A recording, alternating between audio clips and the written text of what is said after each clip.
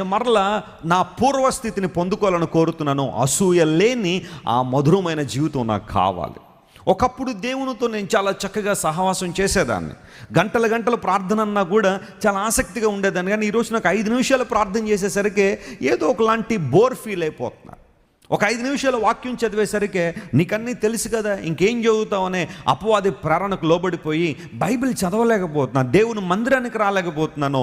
ఏదో ప్రయాసతో వస్తున్నట్టు ఇక్కడ కూర్చుంటున్నాను, కానీ ఆసక్తితో నేను రాలేకపోతున్నాను. ఉత్సాహం నాలో లేదు. I lost something in my life. నా జీవితంలో ఏదో పోగొట్టేసుకున్నానండి. ఈరోజు నాకు మరలా అది కావాలా. I need to get it back. అది ఏదైనా కావచ్చు, ఇట్ మే బి సబ్జెక్టివ్. ఒక్కొక్కరికి ఒక్కొక్కటి అయి ఉండొచ్చు అవసరం. కీష్ యొక్క గార్ధమములు పోయాయట, అతనుకున్న సంపద పోయింది. ఈరోజు నీకు పోయింది ఏంటో తెలుసా? నువ్వు ఏ విషయంలో తప్పిపోయావో తెలుసా?